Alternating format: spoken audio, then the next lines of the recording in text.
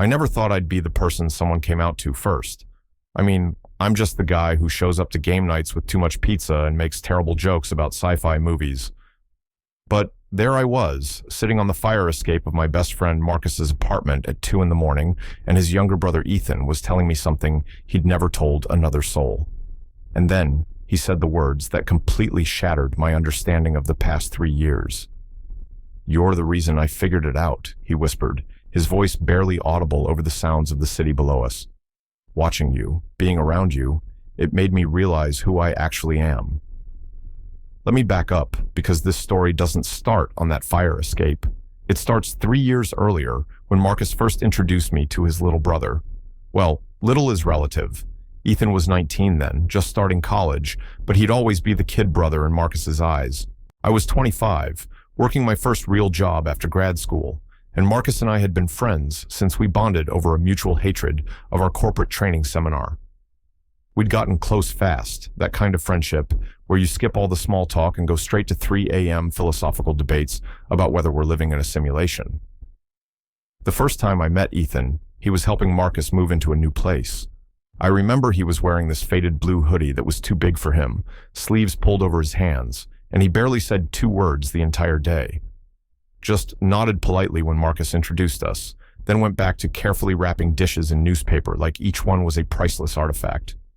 Marcus joked that his brother was always the quiet one, the sensitive artist type, while Marcus was the loud business major who couldn't draw a stick figure to save his life. I didn't think much about Ethan after that day. He was just my friend's younger brother, someone who existed in the background of stories Marcus told. But then Ethan started showing up more. At first, it made sense. He'd stop by Marcus's place to borrow textbooks or get advice on classes. Marcus had gone to the same university, knew all the professors, could tell him which ones to avoid and which ones would change your life. And since I was at Marcus's place probably 4 nights a week, playing video games or watching whatever new series everyone was talking about, I'd see Ethan more and more. He started staying longer, started actually talking instead of just nodding and disappearing into Marcus's room. I learned he was studying architecture, that he had this whole sketchbook filled with building designs that blended nature and urban spaces in these really beautiful ways. He showed me once, hesitantly, like he was worried I'd laugh. But I was genuinely amazed. I told him they reminded me of these organic structures I'd read about, where the buildings almost breathe with the environment. His whole face lit up, and for the next hour we talked about design philosophy and sustainability, and how cities could be better. After that, something shifted. Ethan would text Marcus, asking if he was home, but I started to suspect he was really asking if I was there too. He'd settle into the spot next to me on the couch, close enough that our shoulders would touch when one of us leaned forward during an intense game. He started bringing coffee for all of us, and somehow he always remembered that I took mine black with just a tiny bit of honey, the specific way that I'd mentioned exactly once in passing. Marcus never noticed, or if he did, he just thought his brother was finally coming out of his shell. And maybe that's all it was. I certainly didn't think anything of it beyond being glad that the quiet kid was becoming a friend too. I was completely oblivious to the way Ethan's eyes would linger on me when he thought I wasn't looking, or how he'd laugh a little too hard at my dumb jokes, or how he'd find excuses to ask my opinion on things that Marcus could have easily answered. Then came the night about 6 months ago when everything started to crack open. We were all at Marcus's place, and Marcus's girlfriend Sarah was there too. She was great, really grounded and funny, and she fit into our group perfectly. We were playing this cooperative board game, one of those complex ones that takes 3 hours and requires actual strategy. Sarah was sitting in Marcus's lap, and they kept getting distracted, kissing between turns, and Ethan and I were jokingly complaining that they were throwing the game for everyone. At some point, Sarah said something like, "You two are so in sync, you'd probably make a better team than Marcus and me." She meant it as a joke about the game, about how Ethan and I had developed this wordless communication about strategy. But Ethan went completely still. Then he abruptly stood up, mumbled something about needing air, and left. Marcus barely noticed, too wrapped up in Sarah, but I felt this weird pull of concern. I found Ethan out on that same fire escape, where we'd end up months later. He was gripping the railing, knuckles white, staring out at nothing. "Hey," I said softly, climbing out to join him. "You okay?" He didn't answer for a long time. Then, do you ever feel like you're living someone else's life? Like you're reading from a script everyone gave you, but the words don't fit in your mouth, right? I sat down, letting my legs dangle through the bars. Sometimes, yeah. What script are you trying to read? He laughed, but it was bitter. The one where I'm supposed to be like Marcus, confident, straight, got it all figured out. The one where I'm supposed to date girls and know what I want, and not feel like I'm constantly pretending. My heart started beating faster. I chose my words carefully. You don't have to be like Marcus. You're allowed to be whoever you are. What if I don't know who that is? His voice cracked. What if I'm too scared to figure it out? I wanted to reach out, to put a hand on his shoulder, but I didn't. Fear's normal, but you're braver than you think, Ethan. I've seen it in your designs, in the way you envision things that don't exist yet, and believe they can be real. He looked at me then, really looked at me, and there was something in his eyes I couldn't quite read. Thanks, he whispered. Then he went back inside, and we never talked about it again. But after that night, things changed. Ethan pulled back. He stopped coming around as much, stopped texting. When he did show up, he was different, more guarded. Marcus noticed and asked if I'd said something to upset his brother. I honestly didn't know. I replayed that conversation 100 times, wondering if I'd said the wrong thing, if I'd somehow made him feel worse instead of better. Months passed. I missed Ethan's presence more than I wanted to admit. I missed our conversations about design and philosophy, missed the way he'd get excited about ideas and talk with his hands. I missed the comfortable silence we'd developed, where we could just exist in the same space without needing to fill it with noise.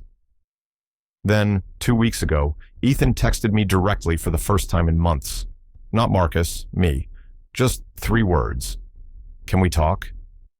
We met at this coffee shop near campus, neutral territory. He looked different, older somehow, even though it had only been a few months. More certain of himself, but also more nervous. He ordered us both coffee, remembered my honey, and we sat in the corner booth, where the afternoon light filtered through dusty windows. I'm sorry I disappeared, he started. I needed time to figure some things out. It's okay, I said, even though it hadn't felt okay. Did you figure things out? He wrapped both hands around his cup. I'm gay. He said it simply, matter-of-factly, but I could see his hands shaking. I've known for a while, really known, but I couldn't say it out loud, couldn't make it real. Thank you for telling me, I said, and I meant it with everything in me. That takes a lot of courage. You're the first person I've said it to, he admitted. I haven't told Marcus yet, haven't told my parents, just you. I was honored and terrified and confused all at once. Why me first? He looked down at his coffee. Because I needed to tell you before I could tell anyone else. Because you're part of it. Part of what? My story, my figuring it out. He took a shaky breath. Can I tell you something that's probably going to make this weird? I nodded, not trusting my voice. I had the biggest crush on you, he said, words tumbling out fast, like he had to say them before he lost his nerve. From basically the first real conversation we had, and I didn't understand it at first, didn't understand why I looked forward to seeing you so much, why I memorized everything you said, why I felt so alive when you were around. I told myself it was just admiration, just wanting to be friends, but it wasn't. My world tilted slightly. Ethan, let me finish, he said, please. That night on the fire escape, when I was talking about living someone else's life, I was really talking about being in love with you and not being able to admit what that meant. And when you were so kind, so understanding, it made it worse because I wanted so badly to just tell you everything, but I couldn't even tell myself yet. I didn't know what to say. Part of me had suspected, maybe, in those moments, when I'd catch him looking at me, but I'd always dismissed it. I pulled away because I needed to deal with it, he continued. Needed to separate my feelings for you from my understanding of my sexuality. I had to figure out if I was gay because of you or if I'd been gay all along, and you were just the person who made me feel safe enough to see it. He finally looked up, met my eyes. It's the second one. I'm gay, and I've probably always been gay, but you were the one who made me feel like that could be okay. Like I could be myself. and still be worthy of care and respect. My throat felt tight. You've always been worthy of that, Ethan. Always. I know that now, he said, or I'm starting to. I wanted to tell you first, because I needed you to know that whatever happens next, whatever comes with coming out to my family and the world, you were the light that helped me find my way. Even if you never saw me the way I saw you, even if this makes things awkward forever, I needed you to know that you mattered. You matter. I reached across the table and took his hand. This doesn't make things awkward. You're important to me, Ethan. I care about you so much, and I'm so proud of you for having the courage to be honest about who you are. He squeezed my hand, tears in his eyes. I don't have feelings for you like that anymore, he said quickly. Or I'm working on it, at least. That's not why I'm telling you. I just needed you to understand your role in my story. We talked for 3 more hours in that coffee shop. He told me about the journey he'd been on, the research he'd done, the online communities he'd found, the therapist he'd started seeing. He talked about his fears about telling Marcus, about how their parents were traditional and he didn't know how they'd react.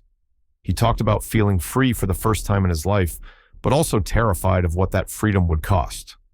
I listened, and I shared what I could from my own experience. I hadn't talked about it much with Marcus, hadn't made it a big thing, but I'd come out as bi in college. It hadn't been dramatic, just a gradual acknowledgement of something I'd always kind of known. I told Ethan about the relief of living truthfully, but also about the complexity of navigating a world that still had so many assumptions. Wait, Ethan said, stopping mid-sip of his 3rd coffee. You're bi? How did I not know that? I shrugged. It doesn't come up much. I don't hide it, but I also don't lead with it. Marcus knows, Sarah knows. I figured you probably knew. This whole time, Ethan said, laughing a little hysterically, I was terrified you'd be disgusted or weirded out, and you're literally queer too. Yeah, I said, smiling. Yeah, I am. Something in his expression shifted, became more complicated.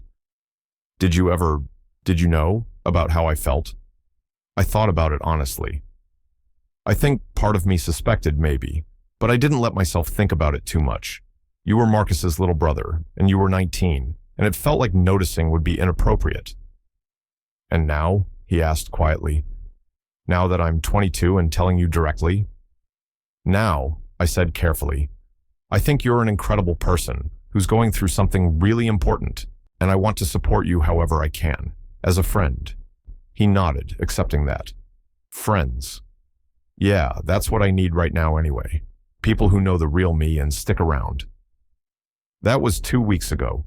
Since then, we've been texting every day. He came out to Marcus last week, and Marcus was amazing about it, immediately supportive and asking how he could help. Ethan's planning to tell his parents next month. He's nervous, but ready. And last night, we ended up on that fire escape again. Marcus and Sarah had gone to bed, but Ethan and I stayed up talking. At some point, the conversation turned reflective. I keep thinking about how different my life would be if I'd never met you, Ethan said, if Marcus had never introduced us. You would have figured it out eventually, I said. You're too smart and too honest with yourself to live a lie forever. Maybe, he said, but it might have taken longer, might have been harder. You made me feel seen before I even knew what I needed to be seen as. I bumped his shoulder with mine. You did the hard work, Ethan. All I did was be myself. That's exactly it, though, he said. You were just yourself, completely comfortable in your skin, and it showed me that was possible, that I could be complex and contradictory and still whole. We sat in comfortable silence for a while, watching the city lights. Then Ethan said, Thank you for being the first person I told. Thank you for making it safe. Thank you for trusting me, I replied, for letting me be part of your journey. He leaned his head on my shoulder, and it felt easy, uncomplicated. Friends? He asked. Friends, I confirmed. The best kind. And sitting there, I realized that sometimes the most important role we play in someone else's life isn't romantic or dramatic. Sometimes it's just being present, being genuine, being a mirror that reflects back their worth. Ethan had come out to me first, not because he needed me to be anything other than what I was, but because I'd somehow shown him that being himself was enough. That fire escape, that moment, it wasn't an ending or a beginning. It was just a point on both our journeys where our paths crossed in exactly the way they needed to. And that was more than enough. Total char count, 16,847.